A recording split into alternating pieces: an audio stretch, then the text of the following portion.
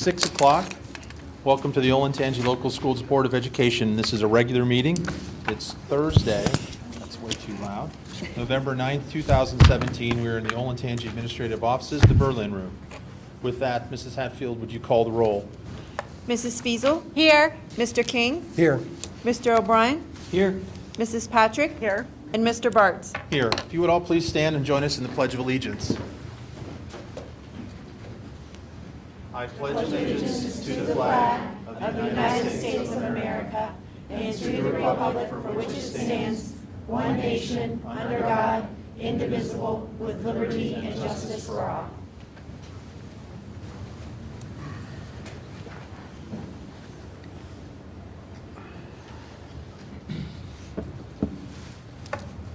So with that, we have no changes to our agenda tonight, correct? No, sir. So if I could have a motion to approve the agenda, please.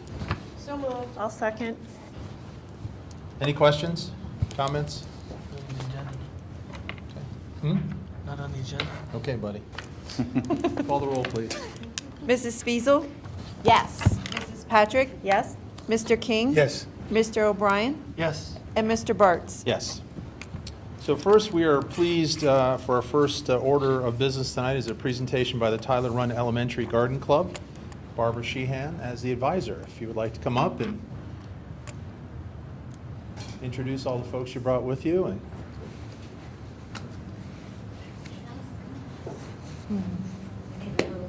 no worries. So we do have a slide presentation, so somebody's going to have to help me figure out how to show that to you. Did you bring it? We sent it to them, and I also have it here. Oh, then, Well, we can throw it on, yeah, if you just want to give it, we'll put it on here. And, Find it. yeah. It's all right.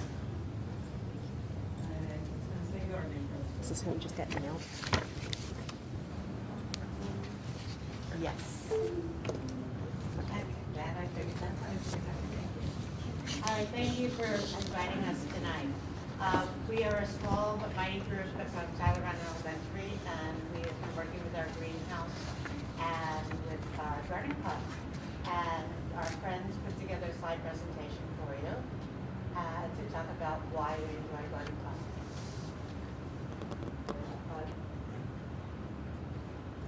If you're going to go off the slides, if you want to give it 1 second. He's We'll bringing it load up. here.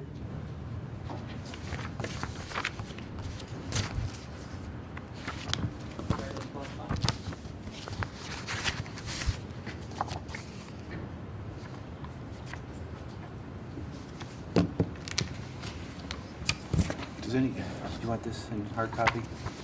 I've got one. Somebody need this? Oh, okay. Yay.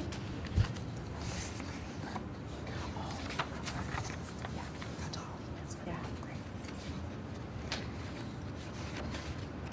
All right. There we are. Okay. Great. So this is Donovan. You can start. In Garden Club, every day you learn new things and meet fun new people.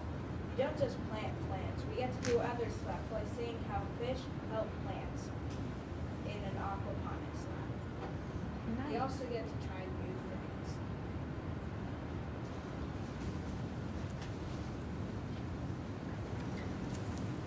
Gardening Club is about planting, making new friends, trying new things, and learning about helping the environment.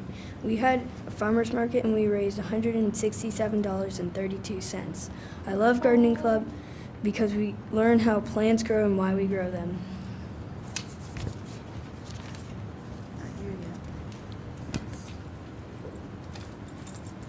Whoop.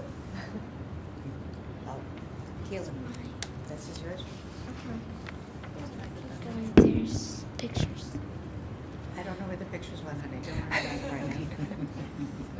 I think Gardening Club is great because we do lots of fun projects. For example, last year we made our own wind spirals out of bottles. We each got a bottle, cleaned it, colored it, cut it, and hung it up on trees outside. Another example is when we researched flowers butterflies like and created a wildflower butterfly garden. Some things we came up with were milkweed and more. Another project we did was aquaponics, which is a fish tank that attaches onto pots that grows plants, and the fish help the plants grow. Once we brought home seeds, and whichever plants grew the best we grew in the greenhouse. Another time we grew corn. Then, the next fall, this year, all the good corn was already gone from the year before, and all the weeds and scraps we could make into a scarecrow. This time we are making a slideshow about Gardening Club. These are some examples of projects we did in Gardening Club.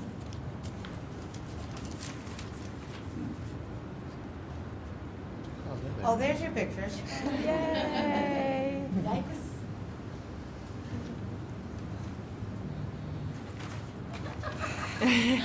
Pointer over there. He's over there. I'm not sure whose picture that is. Again. Yay! Keelan? The picture, you did it again. Greenhouse and planting veggies and flowers. I think one of the most important parts of Gardening Club is when we plant flowers, fruit and veggies, and when we use the greenhouse. I think this is important because it teaches us the importance of farmers and that we need them to have fresh produce. Some other reasons why I think that is important is that it teaches us things about like patience. This is why I think that Gardening Club is great. Helping others and sharing our success. A lot of times our food is donated to our cafeteria. Ms. Boylan uses it to help make teacher lunches. Sometimes the food is donated to the common grounds for those in need of fresh food. Oh, good. Stick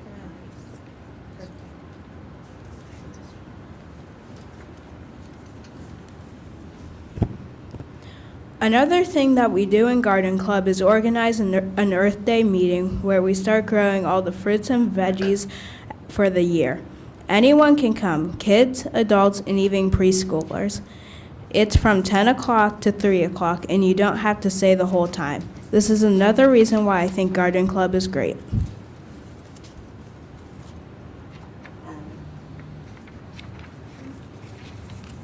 Aquaponics. Aquaponics is growing plants on top of a fish tank or a body of water. That is cool because if you pick up the pot, you see water. In the fish tank, the fish's poop becomes nitrogen, which fertilizes the plants. The plants clean the water for the fish so they can breathe clean air. If the water is too dirty, the oxygen in the water is also dirty. Way down. Seeds are very tiny and can grow into huge plants. Flowers have seeds too.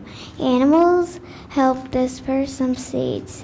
All seeds do not look the same. You can find some seeds in the middle of some fruits like watermelons. You can get the seeds and plant them. And when it's done, take the seeds again and plant again. They are reusable and you can eat some seeds. Here are some pictures of seeds.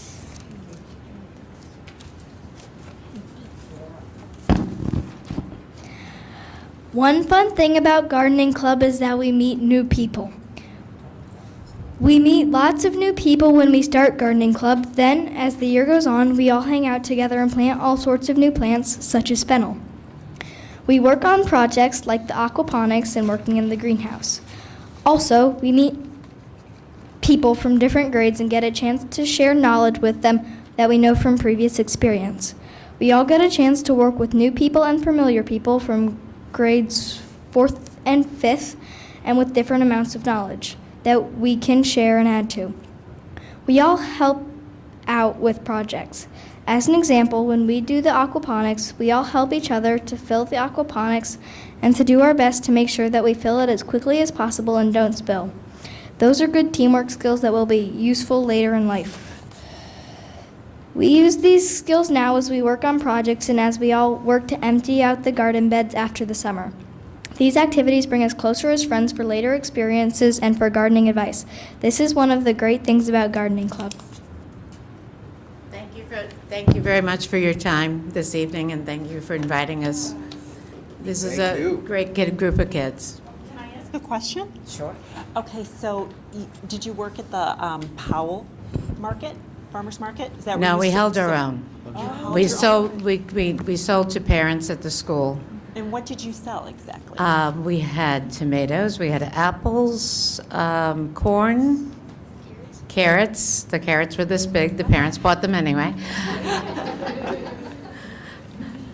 So we had quite a few things, and that was all donated to Common Ground also. Oh, good, awesome. So how many of you are growing things at home then? A couple of you? Yeah? What- So now that it's going to be winter time, what happens to Garden Club? What do you do? Well, Tyler Run has a greenhouse, Oh, so you we are can able to start, we've started a whole bunch of stuff inside. So, and we're also doing some experiments to see what does better with the colder weather, so. oh, that's great. I have one last question. Who cleans the fish tanks? That's what I figured, That's okay. something you're going to have to fix. And do they meet after school? Is that when they meet? After school on Mondays. Thank you again for your Any other time. questions? Thank you for coming. Very good.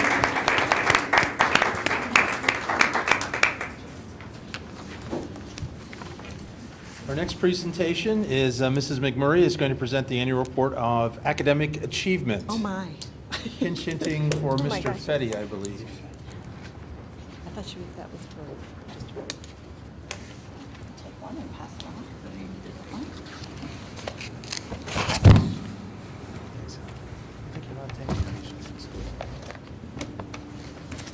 Hello, good evening. You know, I never like to follow kids, so here I am. So. These are hot off the press from yesterday, and so we will have these go to a final print within a few days. So we're giving this to you tonight for your preview, and I will be referencing a lot of the information, all the information that's in there. And along the way, I can provide page numbers for some the pages of which I'm referencing. Most of the information that I'm sharing with you is on my slides as well. And as you know, our annual report is a compilation of data from various sources. And it's combined into one, the document that you have. It is based on the 8 board-established benchmarks of which you've created, and this is information beyond our report card. This does drive our continuous improvement and our quality profile, our academic CIP, our building CIPs, and our department goals. The information in this report is based on data from 2016-17, and it's important to remember that there are 3 different state assessment systems over the past 4 years. So we've had our OAA and OGT, that was 1 year, a couple years ago, the PARC, which was 2 years ago, and now the past 2 years we've had the OST. So that's just important information to remember as we go through this. As well as the state has increased their expectations on our performance for these areas. I felt that it was important to let you know how we've done over the past 3 years. And out on the benchmarks, there are 25 indicators. And you can see that for this report, 2016-17, that we met 16 of the 25 indicators. And that is an increase from the year before, 2015-16, when we met 12 of the indicators. So we are very proud of the direction that we're going, and we hope to next year have an even higher blue line on our graph. So diving into the benchmarks, benchmark 1 is achievement at or above our projected performance level, and a rating is not available at this time, and this is due to the changes on the state test. The data for you is in your report. However, we could not evaluate the full benchmark on both criteria for this, which is increase or maintain 80% over previous years.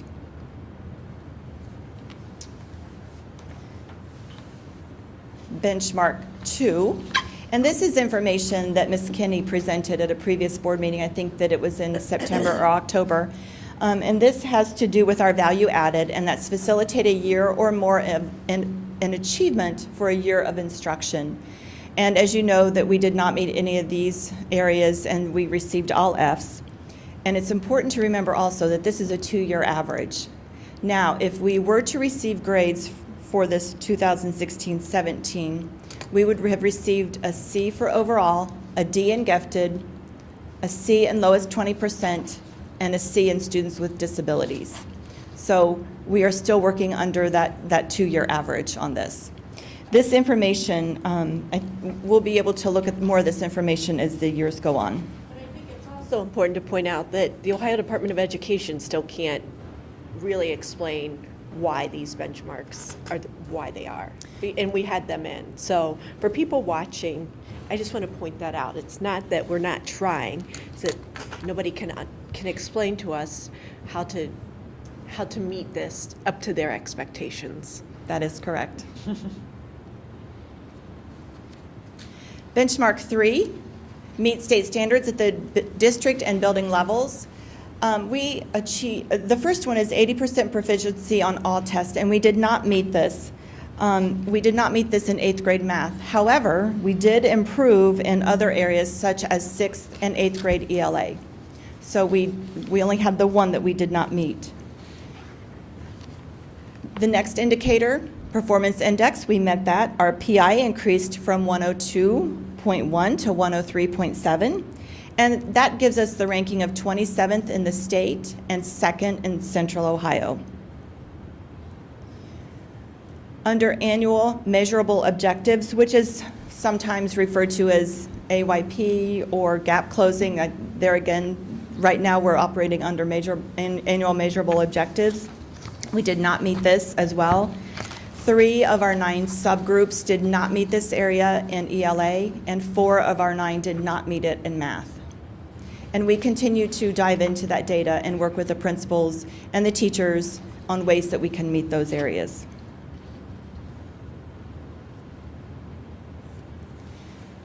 Benchmark 4 is where we would like to be at the top of state and nation. And the first indicator is 60% of the students in advanced or accelerated. We met that.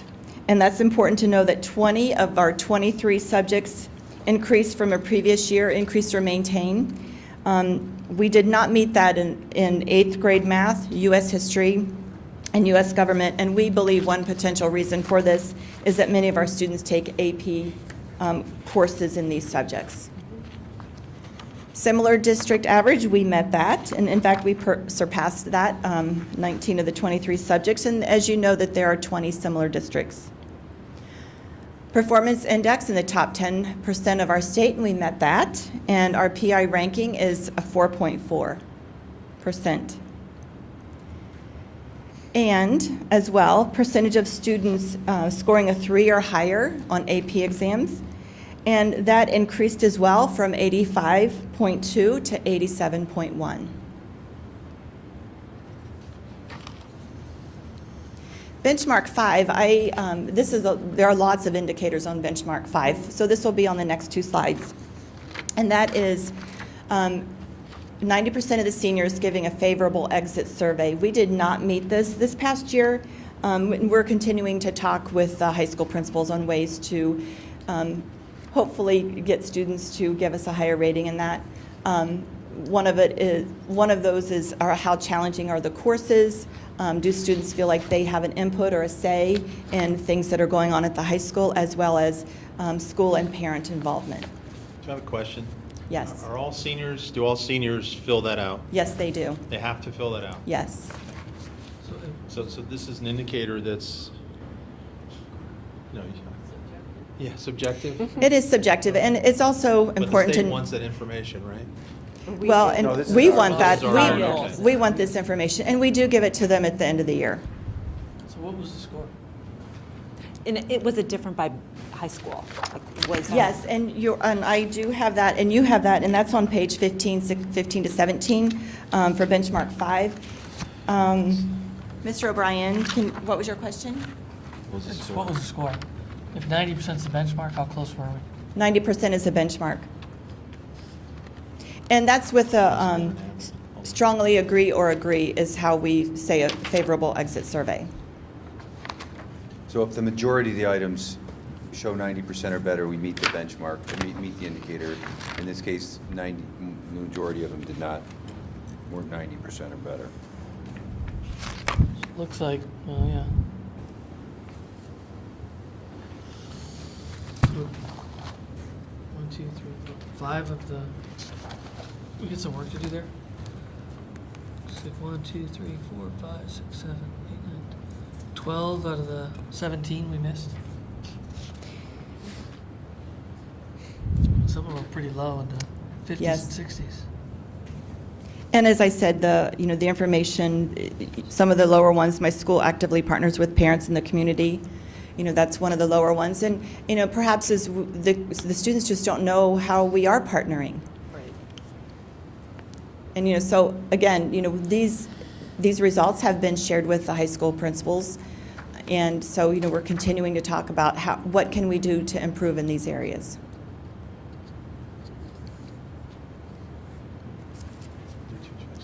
Looking at the next indicator,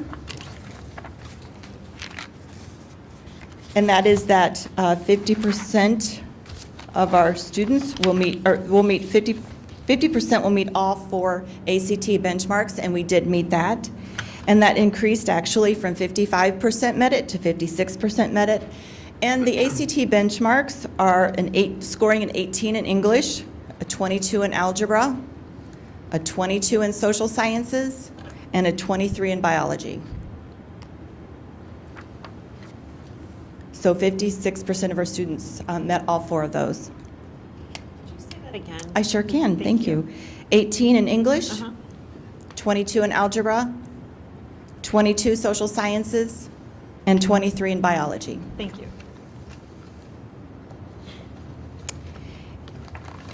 And this is great news to report as well. We did have an increase in our ACT mean score, and it went from 24.9 to 25.1. In fact, I think that is the first time that we have hit a 25. So that's a lot to celebrate for our students and our staff. They did a great job. Benchmark 5 continues on this slide. And as well, this is an increase or maintain, and this is 90% of juniors and seniors participate in AP, College Credit Plus, mentorship, global scholars, industry certification, honors diploma, and/or remediation free on ACT, SAT scores. That's a lot of things in that indicator. And we did have an increase in that from 76.5% to 77.6%. We did see quite a few more students participate in College Credit Plus over the past couple of years. On the decreased graduates remedial courses, we met that as well. And in fact, this is one of those indicators that we met this year that we had not previously met. And this report comes from the Ohio Board of Regents, and they report that the percent of our students needing remediation or developmental courses at college is 14%, which is down, and it was 18%. And that is, make sure that we know that that does not include out-of-state school or private colleges. And then the last one, and I think that you've received this information as well, and that's all of our high schools will be ranked in the top 500 in the nation. We did not meet this. We did meet this on the U.S. News and World Report. However, we did not meet it on the Washington Post. And the Washington Post uses a simple ratio of number of AP tests given each year divided by the number of students who graduated.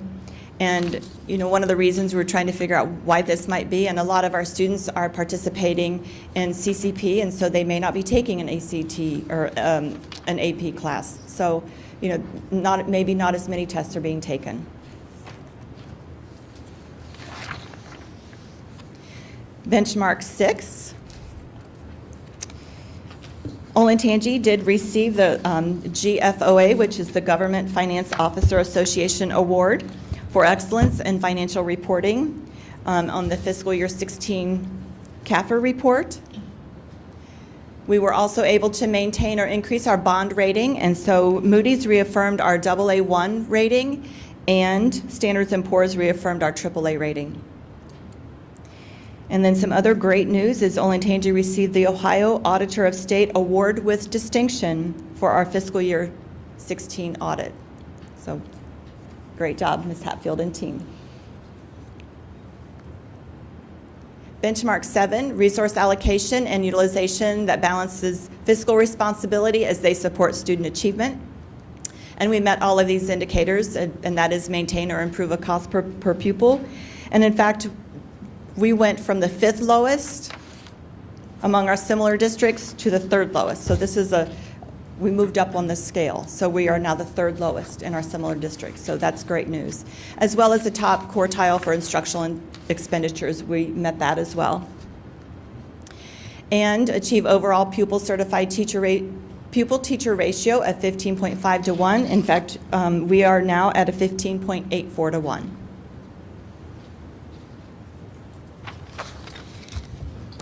And benchmark 8, high community engagement and stakeholder satisfaction community survey results. So the last one that we administered was in November 2013, and at that point in time, we saw a slight decrease on the 3 areas, and those are educational quality, future direction, and fiscal management.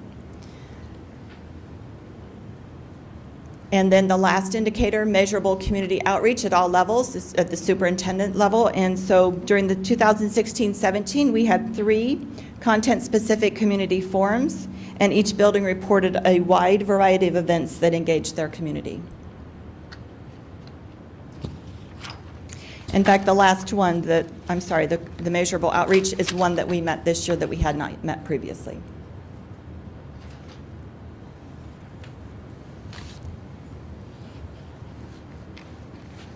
Julie?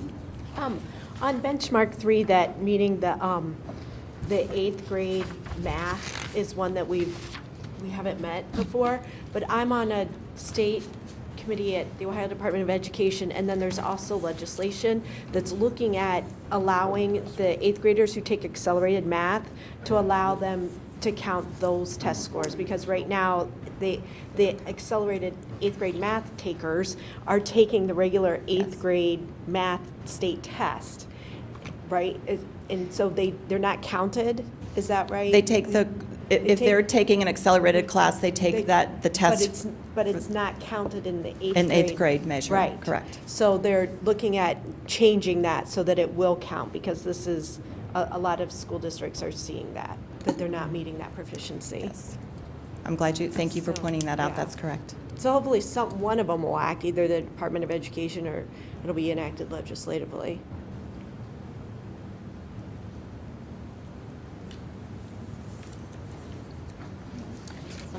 As always, as you look through this, if you have any additional questions, you can contact any one of us, and we'll be happy to answer your questions. Thank you. Thank you.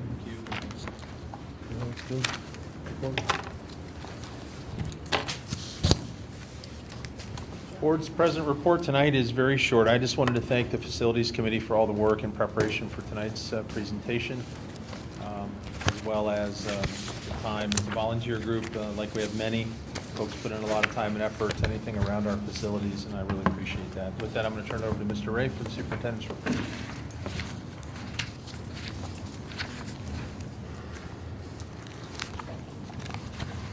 Thank you and welcome.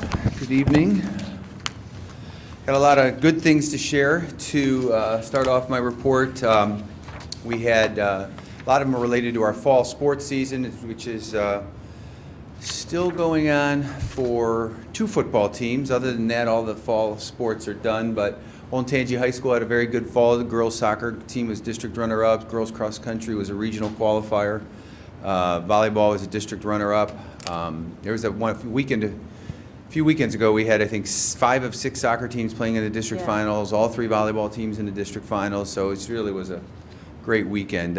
Girls tennis had state qualifier, the boys soccer were district runner-ups, and then OHS football had a win in the first round and plays tomorrow at Tiffin.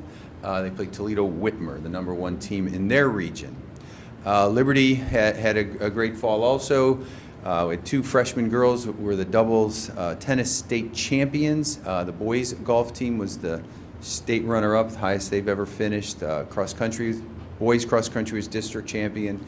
Girls cross country was district and regional champion. And I'm sorry, I thought girls cross country. I skipped the girls soccer district and regional champion. They played in the Final Four game Tuesday against Loveland. Unfortunately, lost and didn't advance to the state finals, but.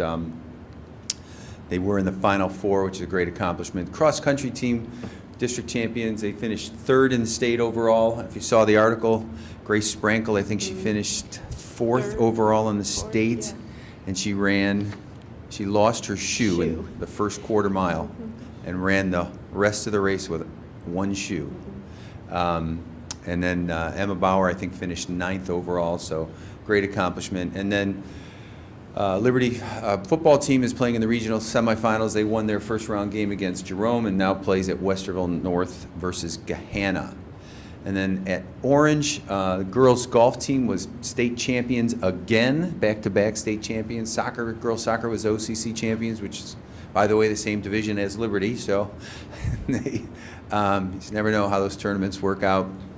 Boys golf were district qualifiers. Girls volleyball was OCC and district champs. Cross country had state qualifiers, and girls and boys were regional qualifiers. And then obviously the football team was 9-1. They were also league champions, OCC champions, and qualified for the playoffs. So a great year all around in the fall sports.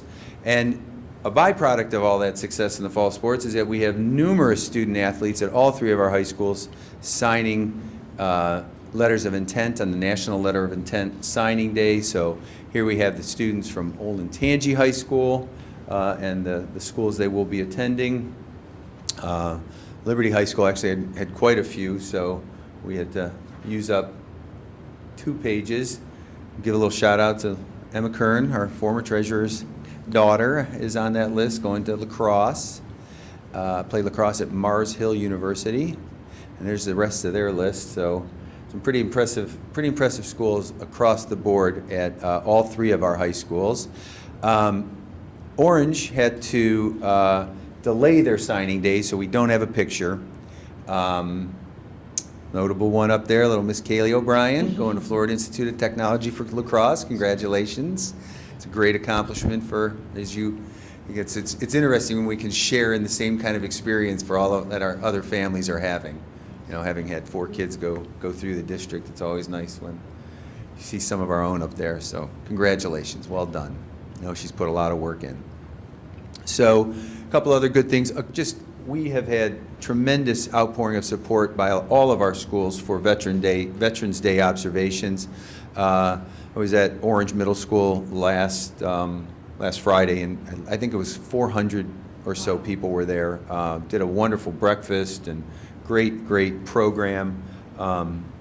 Shanahan's doing theirs tomorrow, November 10th, and then Hyatt's is next Friday. If you are available and have a chance to stop in, it's really great ceremonies, and the veterans are just obviously beaming with pride. And it's really interesting to see the connection between the kids and the veterans. So all the buildings have things going on, though, with regards to Veterans Day, so that's a good thing. We have finalized the book drive for Orange High School freshman Bear Fuller. Was able to organize and collect 17,000 books. Oh my gosh. That are getting shipped to an elementary school in Houston, actually going to be shipped to a storage facility in Houston, which will then, once the school is rebuilt and reopened, will be used to restock their library. So we're going to be bringing Bear here to our next board meeting on December 7th, so you can meet him in person, because he did a phenomenal job with that project. So we are doing a district-wide disaster relief effort. We got a lot of questions about Puerto Rico and Florida and all these different things going on. So we are doing one more fundraiser, Raising for Relief, and the prize for whoever is drawn in a lottery at elementary, middle, and high school will get to be my shadow for the day. So we'll see what it's like in the life of a superintendent. I don't know if that's A reward or punishment? Thank you for beating me to that, Mr. O'Brien. Reward or punishment. So we'll see. 2 big discussion items here is Tracy and Sharon will be here to do our enrollment projections update and our facilities committee report, which is always a highlight of the year, a staple in November for a long time here in the district. And then Randy, filling in for Jack, will give you that second reading of the board policy update. So the board has 4 agenda items to approve that are setting our organizational meeting, improving the enrollment projections, the policy updates, and then requesting assistance from the OSB Legal Assistance Fund. As you know, we are involved in litigation that could be of statewide significance, and we can get legal assistance from OSBA because the ruling in that case could affect school districts across the state. So in order to do that, requires a board resolution. So, and then our next meeting is Thursday, December 7th.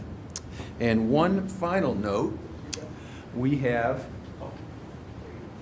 a little honor to extend to Mr. Gallick, the Olentangy Valley News. Back from his honeymoon.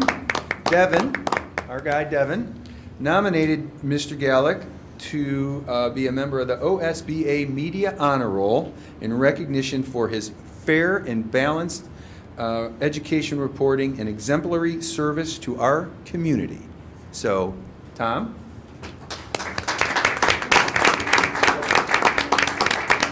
We need a photo op. Yeah. All right, photo op. Yeah. Then you can post it in your own paper. Yeah. Post it to the page. Let's see. Fair and balanced.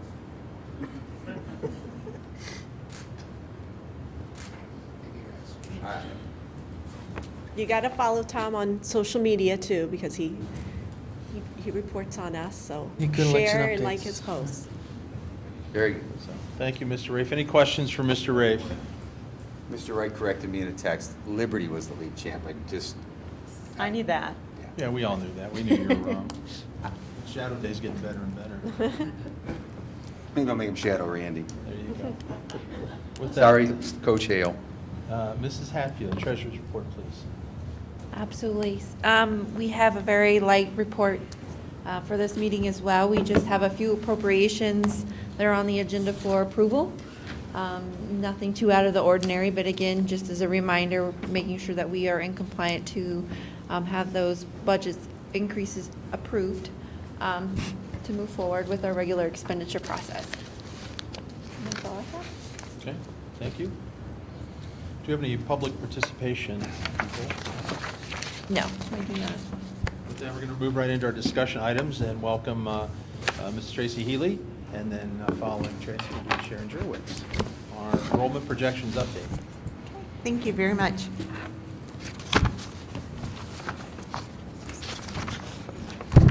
Okay, so again this year, as we have in the, we did last year, we looked at two different models. We looked at the traditional smoothing model, which we've used for the past 7 years, and then the modified housing model, which we introduced last year. Last year, our recommendation was to continue to use the housing model, and we would recommend that again for this year, based on what we saw versus the actual enrollment for this school year. Using the traditional model, if we just look at the overall K-12 or pre-K 12 total, it was within 11 students, so we were pretty happy with that. But when we looked at the absolute value difference, so adding up each of the differences at each grade level, the difference was 259 students. Again, still within the 1% margin of error, so which we thought was good. But when we looked at the housing projection, that was within an absolute value difference of 175. And the reason we looked at this model, if you recall, is to get a better handle on our kindergarten and first grade projections. So you can see with the housing model, we were within 30 students for kindergarten and 11 students for first grade. So we were really pleased with that result, and in looking forward, which is why we wanted to, again, look at that housing model as we move forward. I have provided as well, just for comparison purposes, a traditional smoothing model projection as well. So you'll have both of those within your report. And looking at the, oh, yes, sorry. You mentioned 1% was kind of the goal. Is that a standard deviation? Is it no margin of error? It's I a, think because, I mean, across maybe each layer or duration, we're going to call it, there's some different results. Right. We're off 78 in kindergarten. The one that surprised me is we're off 15 in the senior class, which I would assume would have been fairly predictable. mm-hmm. But it was one of the bigger differences on the page. change. Right. I mean, with, kind of the standard is if you're within 1% for each year as you look out. So within 1%, that would be considered meeting that margin of error for. And within each of the grade levels, we did that with a couple exceptions. On this traditional model, like kindergarten obviously was one, and for some reason, 4th grade. But the rest were all right around that 1% or less margin. With the absolute value again, with the housing projection, we were also within that rate. But again, people, within 175 overall of a district of over 20,000, I think, there's going to be some fluctuation. With the directions either, because it seems like the vast majority of the grades were under, with the exception of a few large that were over. Mm-hmm. Is there anything there that the methodology is a bias to under versus over?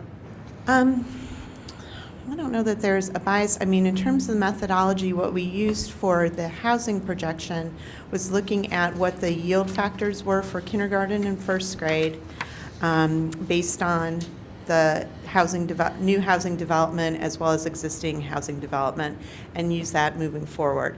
For the rest of the grades 2 through 12, we looked at what the projection or the survival ratio was from last year and projected that forward. So there's, it's not, unfortunately, not a perfect science, but in looking, that seems to be the methodology that has been the most accurate over the period of time. So.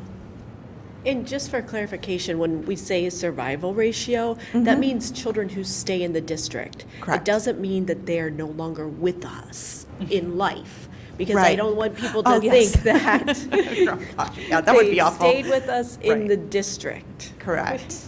Right. So, in terms of the historical enrollment, we're up 3% from last year, which has been pretty consistent to what we've seen over the last few years. Our birth counts have fluctuated between 872 and 992 over the last 8 years. So again, they've been pretty steady in terms of that. We had seen some peaks earlier in like 2003 through 2005, as well as 2006, where it was over 1,000 students, but really over the last 8 years, it's been pretty steady. In terms of building permits, for this year, we're on track to be at 766 new single-family homes. Last year, we were at 705. So again, projected to see a little increase again. So last year was obviously the peak that we've seen since our housing crash in 2006, 7, 8, 9, 10. And so now we're seeing that rebound. With multifamily building permits, last year there was 154 in Powell and the unincorporated areas of Delaware County, and there were 353 units in the Columbus area, Columbus portion of the district. So far for this year in 2017, there's a total of 14 within each of those total areas. So last year we saw a big bump. What's that? Would we deem that a shift back to single family? Because 5 years ago we had talked about single family drying up and multifamily being more dominant. Now it seems to We're starting to see that shift back. Yeah, I think so. So in looking at the traditional smoothing model, which is again looking at for all the grades, K through 12, what the survival ratio for those students that are staying in the district are, we would look at an increase of 16% over the 10-year period, so just over 24,000 students in the year 2027-28. And then by comparison, the housing model shows a little bit more of an increase of 17.5% over that same 10-year period, with a total of, 24,660 students in the 27-28 school year. So I also took a look at the projection that we did last year using the housing model against this year's projection, and there's an increase of 756 students in the 26-27 school year, since that was the last year of last year's projection. Reason for this difference primarily is last year we based the housing model on 600 new homes, based on what we had seen, in the district, what had been happening. This year, we bumped that up to 750. So that really accounts for that increase that we see across the board for that housing model. Typically, they've been a little bit closer because we've used the same. Is that 750 per year, every year of the forecast? Yes. Yes. You would grade into it? No. You just go right from 600 to 750 and We right just, across? yes, because this year is projected to be 766 if, Right. where we're at. So we took 750 Trees don't across. grow to the sky, right? Sometimes things taper off. They do, absolutely, absolutely. So, but this is where that took us for this projection. It's like 2 years ago, we used, 300? They went to 600, now we're at 750. And now it's 750, yep. Seems aggressive. But it's the reason we have to do this every year. What's that? But Right. that's the reason we have to do this every year, because the housing impacts so much in this district, Other school districts don't do this every No. year, I mean, you No. work with a lot I of them. do work with a lot of them. And I mean, when's the last time, even Big Walnut, they did one, just to know about their high school, but they hadn't done one in a while, so. Right, yeah. My only It had question been really, probably 5 or instead of 6 just years. popping up to 750 and holding it there, could you pop it up and do a reversion to the mean and get it back to maybe a 10-year average, which could be more representative of what you would possibly Okay. see, Good, Possibly. right? yeah. So, yes. Do you have any other questions? Well, Thank you. Sharon can Sure, you're up. take it and see how that impacts everything else. Just to comment on a few things that Tracy was talking about when you had asked about the difference of our projection versus what was actual, and then we do have that difference of 175 students. We like to look at it more in terms of classrooms. And if you look down that list, there's only one grade that's off by what would require a change in classrooms, and that was kindergarten, where we were off by 30 students. Everything else was within one classroom. So we think that we did really well on our projections from last year. The other thing to comment on the 750 for the housing starts, we only use that to predict first grade and kindergarten. And we found from last year that we did a much better job on that housing model in predicting kindergarten and first grade than we had previously on the smoothing model. So we will continue to do that, and it is just for those two grades. So it does compound over time, but we are just using it for predicting those early years.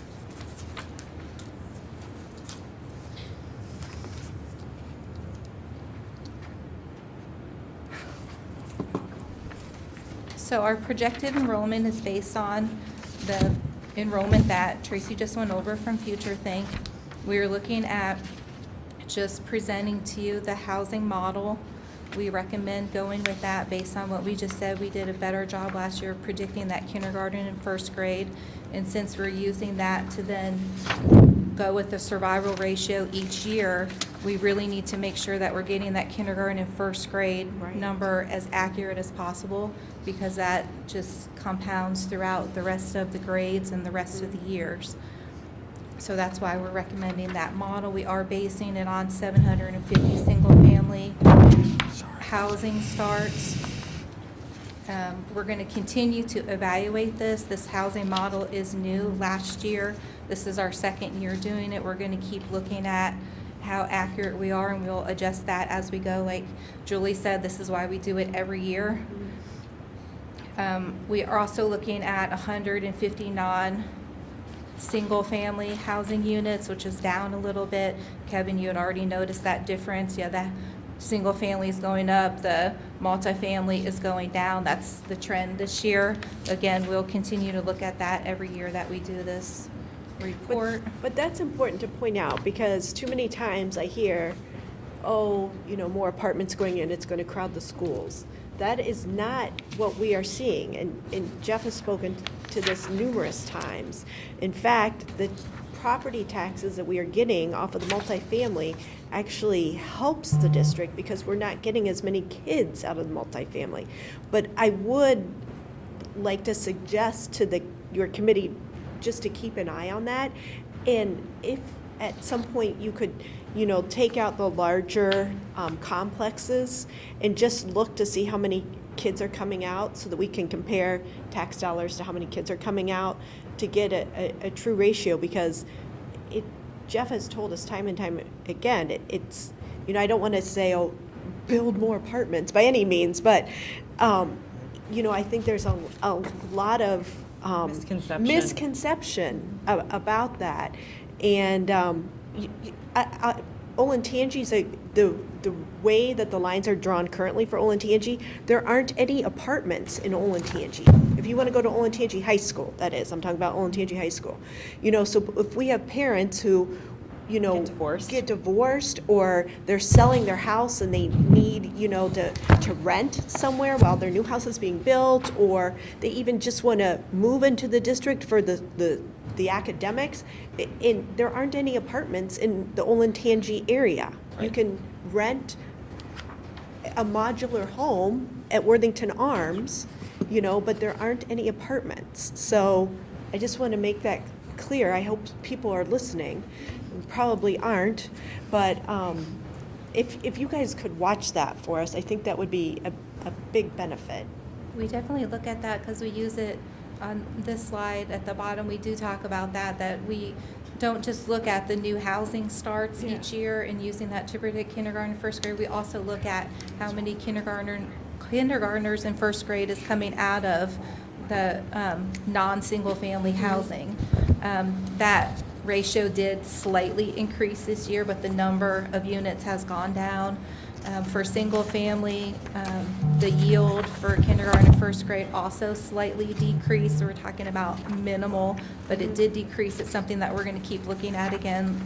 Like I said, this is a new model that we're looking at, so we're just looking at those little nuances, and hopefully over the next couple years we'll find an average or a common ground in that.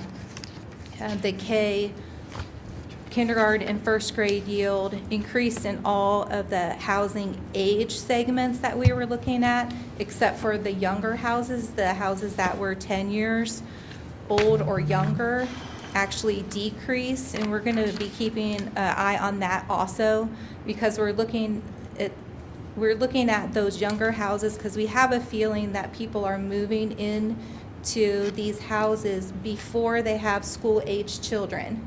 And that's why right now the yield for those houses is lower than the older homes. And we're looking to see if that is true and that those will continue to have a higher yield.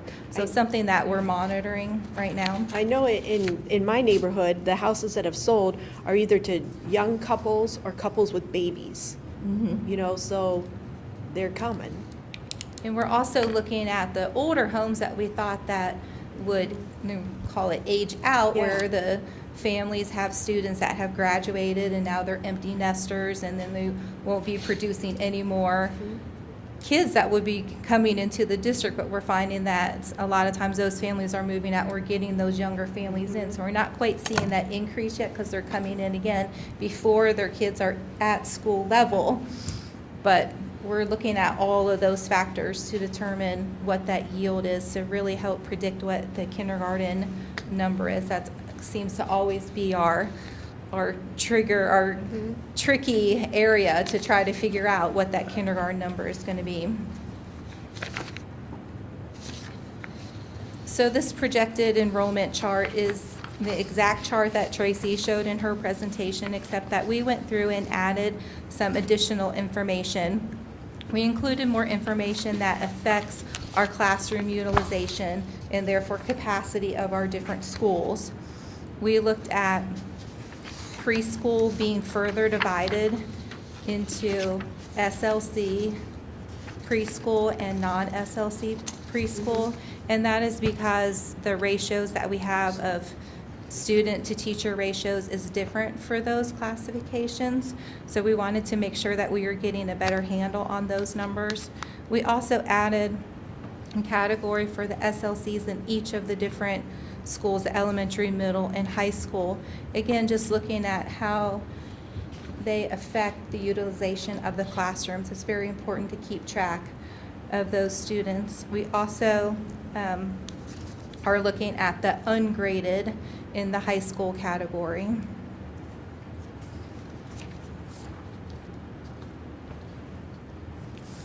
So on the high school level, this is our projection for high school. We don't have any area in the next 10 years that we're concerned about at this point. We feel that the capacity is adequate, especially with the new high school opening next year.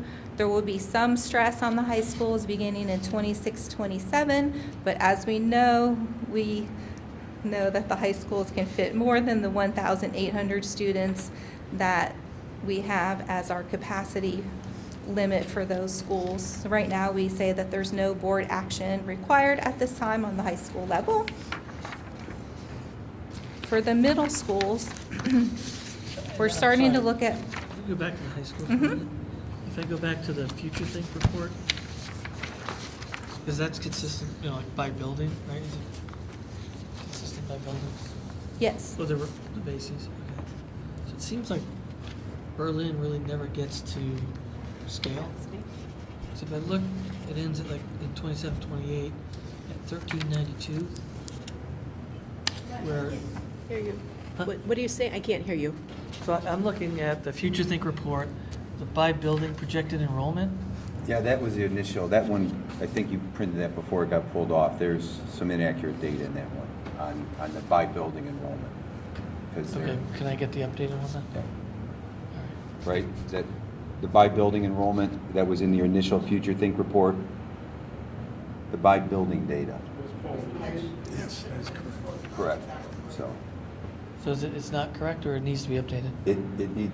that is not, because it didn't take into account full impact of redistricting. Oh. So there's just a Is lot that of. view available? We're compiling it with Scott Leopold and hit the data he uses that has a full impact of redistricting and grade advancing, and then overlaying the new projections into that. Okay. So yes, it will be available. Yeah, when? No, there's not tonight, we don't have that. Right. I know not tonight, but Right.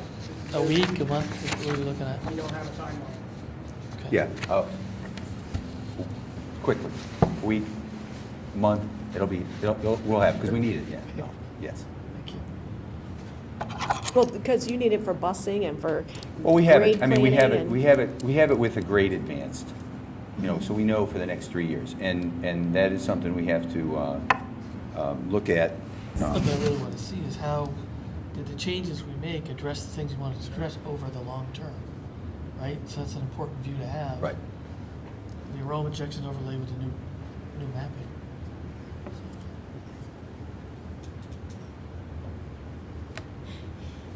Okay, sorry. Sorry. For the middle schools, we're looking at capacity as being based on exact classroom inventory. So working with Jack Fetty, he did an exact count of the classrooms in each of the buildings. And so in this chart, we're showing the different middle schools, how many classrooms that they have available. And these we would consider the typical classrooms. So it doesn't include the art, band, strings, choir, the gymnasium, any classrooms that are used for SLC, the wrestling, food service, all of those are not counted. So those numbers are just the traditional classroom. And then we're looking at 24 students for each classroom, and that would get us to what the capacity would be for the middle schools. The numbers for Berlin and Hyatt's Middle also include the 6 connector classrooms. Those were built as connectors to the elementary school. So those are counted here in the middle school numbers. And also Jack looked at and talked to the different administrators and the lunch facilities, and there are no issues with these new capacity numbers for handling the lunch time routine, so we don't have any issues with that. So we're looking at this classroom based per school, per grade, which is something that we haven't looked at before. In the past, we always looked at just the total number of middle school students, divided it by 24, and then divided it by the 5 middle schools, and acted like everything was completely even across the board. And we've realized that that approach is not as accurate as looking at each specific school and each grade. So this is an example of what we would look at for each middle school. We look at specifically how many students are in each grade, how many classrooms, and then coming up with that total number of classrooms. So again, if you took that 10, 18 and divided by 24, you would get fewer classrooms than 44. So we think that this is a much more accurate way of predicting how many classrooms are actually needed. So this shows that we have classrooms available for the middle school, Yes. but are they in the right middle schools? Well, That is an excellent question. that's something that we're working on, like Mark said, that we're working more specifically on getting that per school data to be accurate based on our projections for the grade advancement and our projections for the redistricting, and working that all together to look at each of those schools specifically.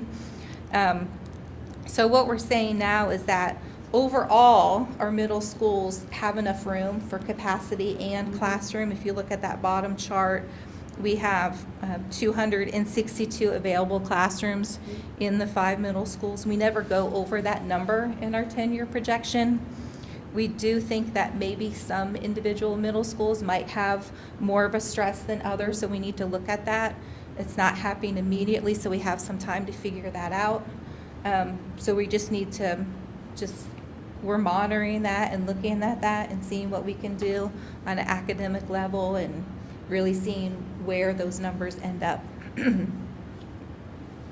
kind of it's an interesting pattern in the required classrooms, because it basically goes down for 3 years, then it starts at kind of a Go back steady up. increase. Mm-hmm. Is that the assumption that those kindergarten classes that were now finally starting to get bigger than prior year, that trend Coming through, continues? right. Yeah, it's I forget what grade it's coming through. Like this year's freshman class is the biggest ever. Yeah. I know that's not on here, but I think this year's 3rd or 4th It's the 8th grade class, class. yeah. And if you look at these future enrollment reports, you can kind of see, or like the grade advance from year 1 to year to make the first graders into the second graders, and like what happens and where the growth occurs. But you look back at those younger grades, and I was doing that, like in our high school class in 22, 23, they're currently 4th, 5th, and 6th graders. So, But how much of an effect did it have going from 600 to 750 housing units? Because you get that compounding of the 750 per year every year versus 600. So No, how much again, of an that effect did number is really assumption just change? affecting that first number, that kindergarten and first grade number. So it does compound. And actually, I did look at that. You know, what if, I'm always the what if person, you know, so what if we were at 600 the next 10 years instead of 750? It changed our numbers, but again, when you're looking at it in classroom, it doesn't affect it as much as you think. When you look at it as individual students, which I know you do as a board, you have to.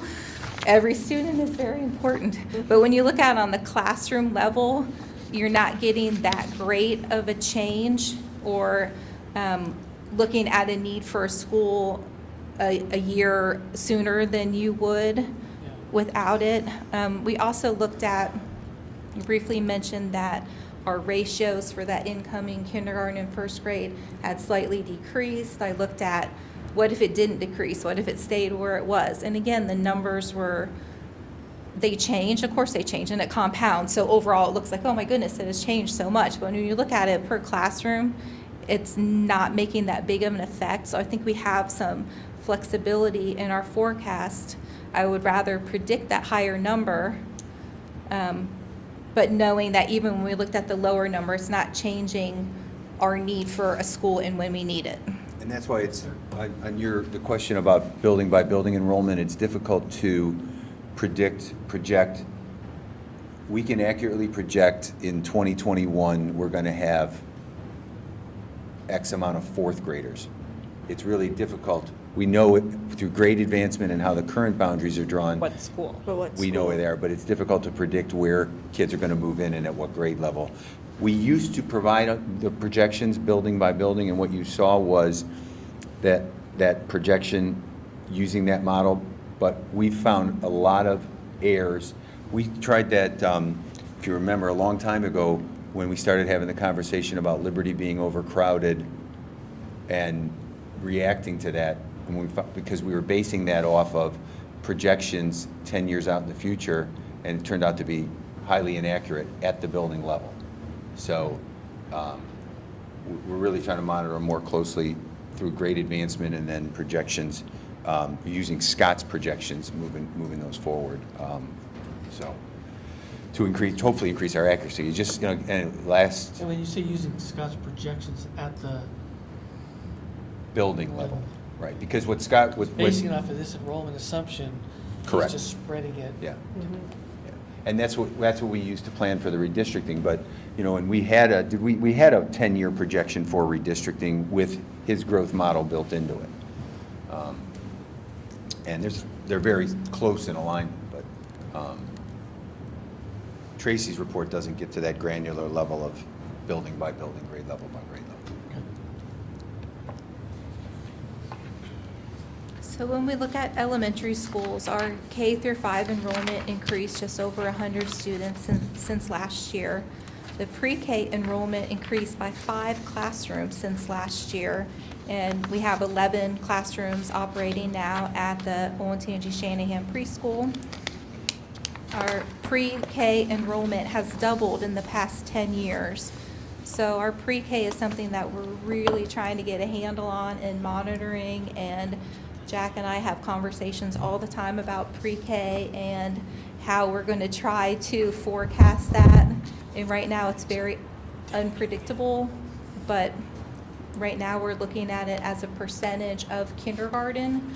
So when we figure out what the kindergarten is based on our ratios of the housing, then we take a percentage of that and say that that is how we determine what preschool is, and that's what we're using to go forward. We looked backwards a few years and it seemed to be pretty consistent but growing. So it's something that's growing a lot faster than kindergarten is at this point. So it's something that we really have to keep a handle on, especially when you look at a preschool is also divided up into the SLC classrooms and the regular classrooms, and the ratios of that are so different. So that's why the number of classrooms grew so significantly over the last year. So something that we're definitely looking at. The SLCs overall in K through 5 have also increased 3 classrooms since last year. So right now we're looking at, with pre-K and SLCs, we're looking at over a school and a half just for those. Now they're spread out across the district, but that's how many classrooms they're taking up, and it's going to grow pretty significantly over the next couple years. So when we're looking at all of these factors, we have to think about that the change in any of these forecast parameters can greatly affect the classroom capacity. Like you have pointed out, Kevin, if we're looking at a different number of housing starts each year, how does that affect our ratios, our student-teacher ratios, our pre-kindergarten growth, how quickly is that growing? So we need to keep track, a handle on all of those different parameters. to see if that's going to change what our forecast is. So right now, I think the facilities committee is working hard with the administration to look at all those things, and Jack is doing a great job of letting us know of any changes that are happening or how things are working in the different buildings. So we're trying to keep a better handle on that. So when we look at the elementary schools, this is something that we really started to do last year when we were looking at needing new space for the elementary school. If you can recall, when we came to you about using the space at Shanahan to create those 12 classrooms, we started looking at this more classroom-based system. So again, Jack did a better inventory of how many classrooms are available at each school. That column on the right-hand side looks at each school. We have a total of 449 classrooms now because we have the 12 at the Shanahan preschool. And we've looked more closely at that student-teacher ratio. The way we had predicted previously was we had looked at what our current ratio was, the year right now, like we would look at the 17-18 ratio of student to teacher, and we would use that for our forecasting. So now we have these new numbers that we're using, that's from Jack, that we're using to forecast into the future, and that's what's in that left-hand chart. So you can see how many students per classroom we have for each of the different grades. And then we give, in the middle one is a sample of elementary school, and just looking at how we would take those number of students and turn it into how many classrooms. You'd get to a certain number of classrooms. In this example, you'd have 25 for the regular K through 5. You have 29 available classrooms. The administration knows they have 4 classrooms that they could use for preschool if they wanted to put 4 classrooms of preschool into that specific elementary school. So that's how we would be looking at it on the per school basis, is filling in that K through 5 first and then seeing where there would be extra room. So is it, another way to say that, if I look at that example, is where we had assumed like 650 as the capacity for elementary school. When you layer in SLC and maybe pre-K, you can turn 650 into 560 pretty quick. Yes. And that's why we are looking at on that classroom basis. We tried to do this, and I believe in last year's report, Ralph did an amazing job of having lots of charts that did just that, was trying to kind of recalculate what the capacity number was. Yeah. And it's hard because it depends on each school.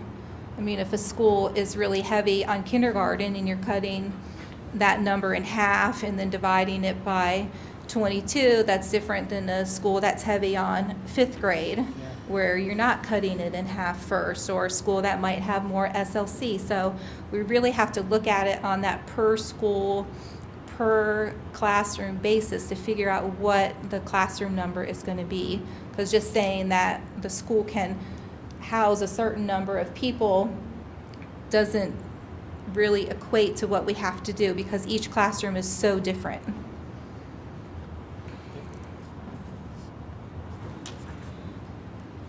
So if we look at the forecast for the elementary school, so we took each elementary school and did exactly that based on the numbers that we're working with, massaging between Tracy's numbers and Scott's numbers. We looked at each elementary school. We have these totals of classrooms.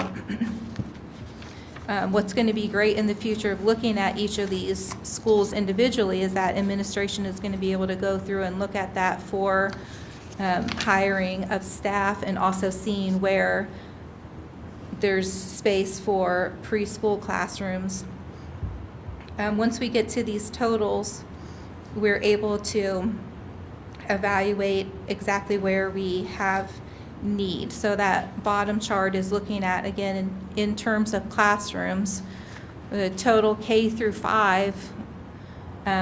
In 2024, we start to see a deficit in classrooms, and then when you factor in the pre-K, we start to have a deficit in classrooms in 2021, 22.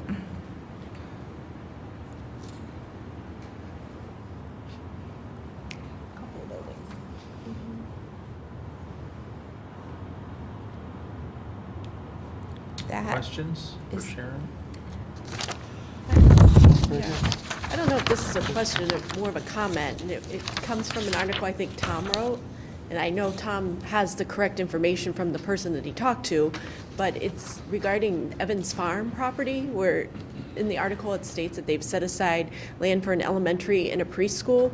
We haven't made a decision on a separate preschool building. I just want to make that clear, and I know that that's what the developers are saying, but we have not discussed the need, for a standalone preschool. So I want to make sure that people understand that, because when we looked at this before, when we looked at changing the Shanahan building, you guys looked at doing a preschool building, and it's very limiting.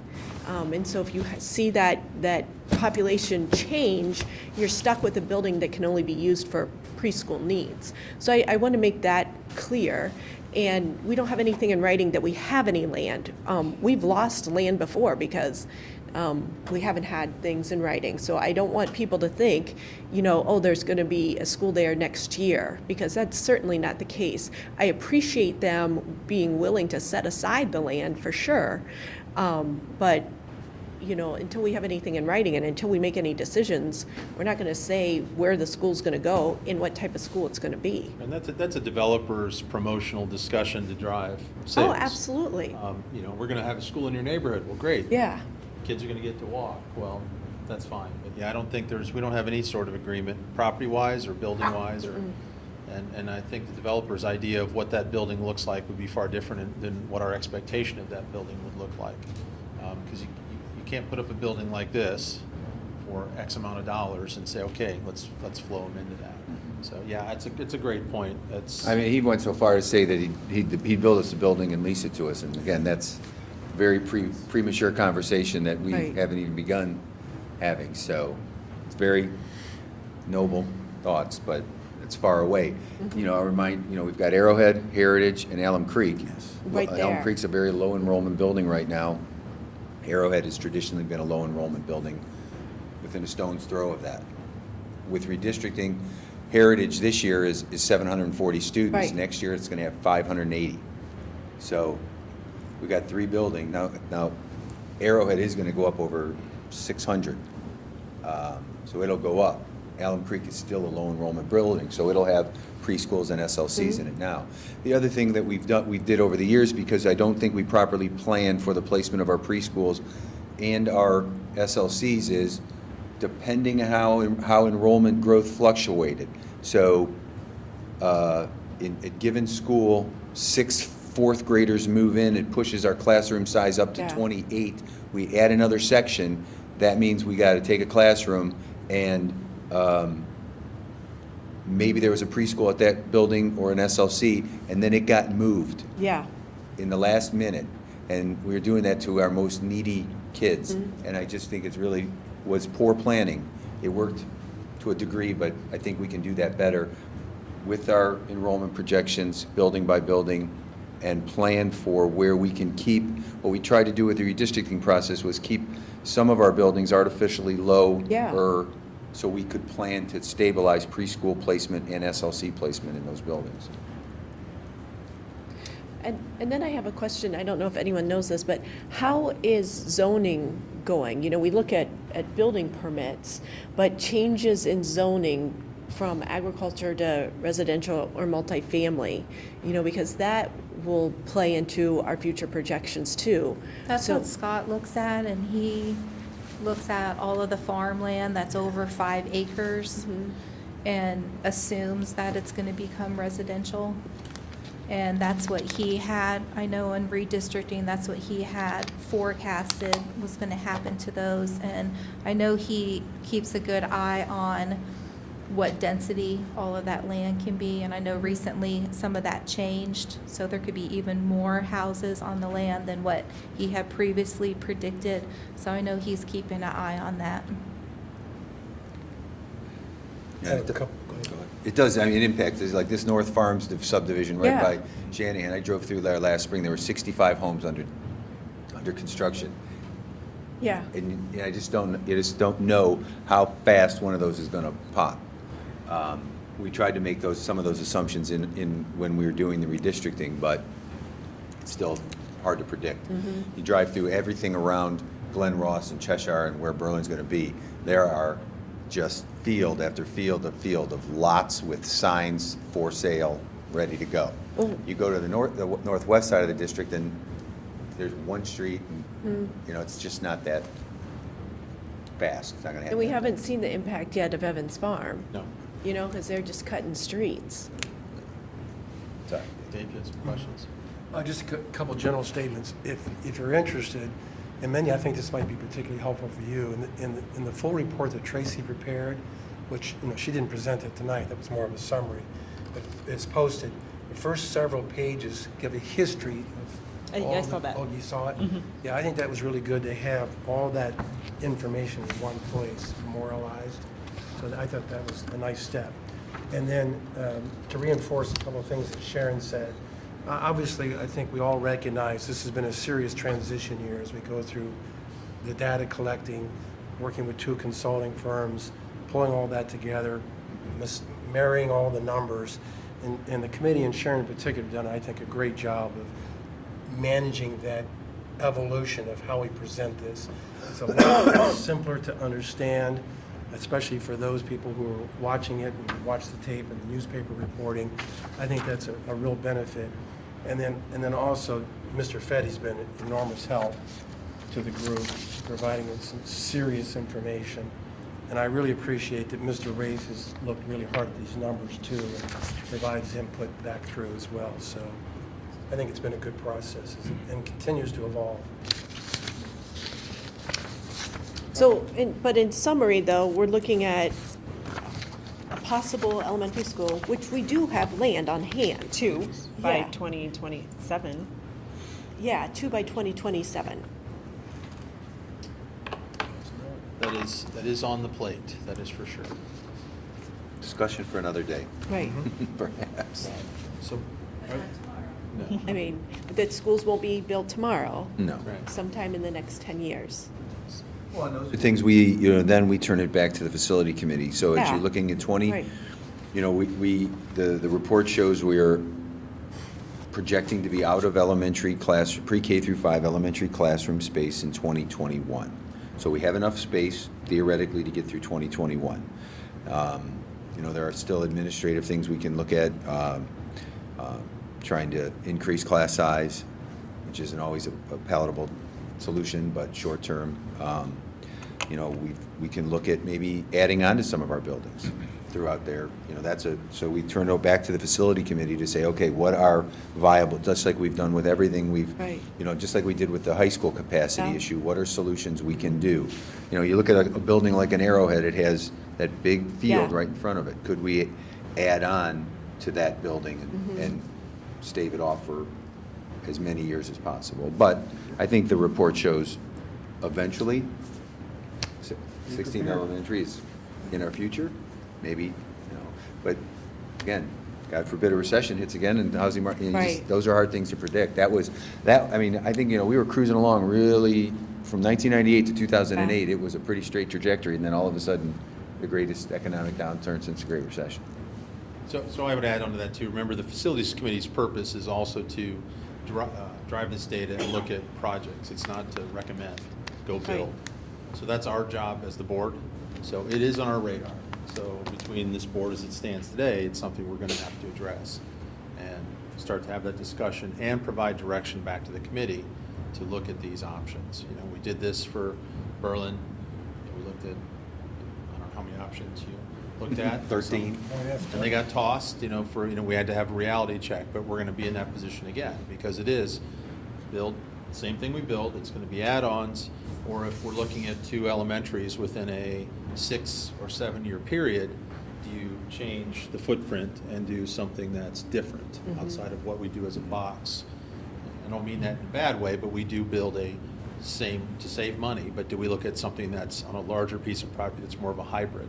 That's a larger elementary footprint. These are all things that we will have to provide direction to the facilities committee on. So we all need to be thinking of that. And so before Sharon sits down, the other thing is we had 2 or 3 different sets of data here flowing around, and we have some pieces that are missing. So I think there's some information that we need to get from Tracy, I think we need to get a clean, complete copy of your presentation. It's what I have online is different than what we got in the paper version there. So, that's on our agenda here to approve this in the next couple of minutes. So, I don't want to, I feel obligated that we have to talk about, it's on there to approve, but we have some pieces of data missing, right, that we want to get. So I'll take any and all suggestions for what we do with regards to that. But anyways, other questions for Sharon? We can let Sharon go. Thank you, Sharon. That was We reserve the right to call you back up, A lot of information, though. a lot of work you guys have done. All right, with that, any public participation? Randy, oh God, I forgot Randy. It's understandable, it happens quite often. Now, wait a minute, but this is a board policy update, so this is coming from, Yes, I am. so are we done already? It's coming from This is Jen? our second reading, yes, so if there Thank are you, Mr. questions, Wright. Please. it's great seeing you. No. Have a wonderful Please. evening. No. Mr. Fetty has asked me to present second reading of board policy updates. You've had those for a little while now. I want to make sure if there were questions that needed to be discussed, we could do that now. I think so. We went through the committee review. Nothing that was urgent. All right. Thank you. Thank you very much. Thank you, Mr. Wright. Public participation session 2. There are none. So before I present board action items, I think we sent around the tentative Board of Education meetings. Were there any conflicts or anything we need to talk about before just in general? I had some in the beginning, but I'll just send out an email. If you could get those to me before we get to the last meeting in December, and we can get those changed and get that approved then. But there's no change in organizational meeting at this point, no conflicts. January 11th, yeah. What day is graduation? Is it the 23rd? May 23rd? Graduation this year? I'm sorry? What day is graduation? Is it the 23rd? 1 second. I believe you're correct. 20th? 20th. May 20th? Thank you. You two might want to put that on your calendars, just. Yeah, we do have a couple of boards. Yeah. Outstanding. All right, with that, So, Mr. Bartz, to Yes. address your, so in this, I Yes. think everybody hit this On on the page data? 28 of this final report are the enrollment projections that you're Yes. submitting for approval? or- yes, correct. That's really the most. That's the one, right. That's I the just piece of want to information. most- make sure everyone's good with all the data we have, and The building by building one. we do want to get that all of our will data provide. in. Yeah, so Yes. in aggregate, I think Right. comfortable approving Yes. the forecast. It would be helpful to see it at the building level. Right, right. So it will be, we That's a will good have some phrase, refined aggregate. pieces that will follow on. And then timing, I know you said timing, a week, a month. If we could shoot before the end of the year, by the first meeting of January, it would be, at the December- latest, would I'll be have it for you outstanding. prior to the December 7th. That would be board. wonderful. you Thank good? you. All right, with that, I will present board action items A through D for approval. I'll move.